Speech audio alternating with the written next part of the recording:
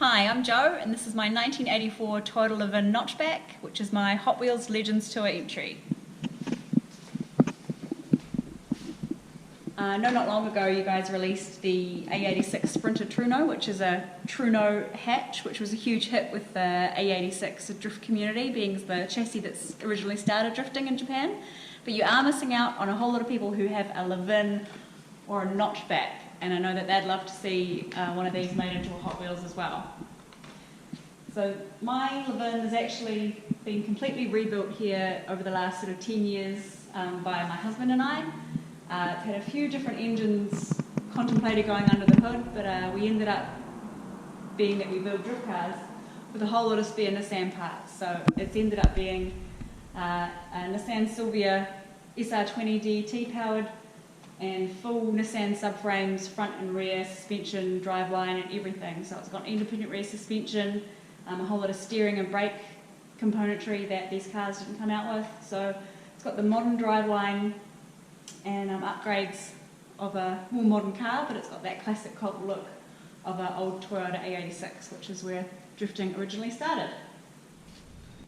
So when we found this shell, it was nearly rusted out in a paddock, which has meant the interior has been left very bare minimal, which is fine because it is a drift car.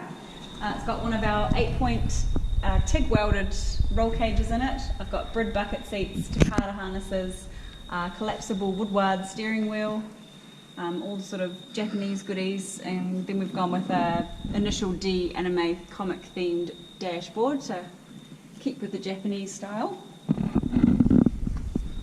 And we're running tiny little 14-inch Star Sharks on it. We've actually picked these up in Japan when we went over to, funnily enough, drive an AE86 through the Mount Fuji, Mount Hakone, and around Mount Akina. So in the front end here, we ended up chopping out a whole lot of bits that were rusty or damaged and tube framing it.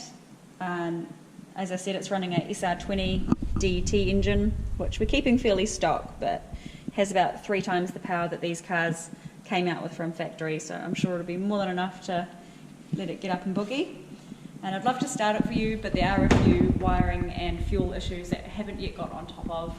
But once we do, I'll definitely be out there drifting this at some track days. It's been a car I've been dreaming about building for about 10 years now, and it's finally so close to fruition. And I just can't explain how amazing it would be to have a little Hot Wheels of it in my hand of this car.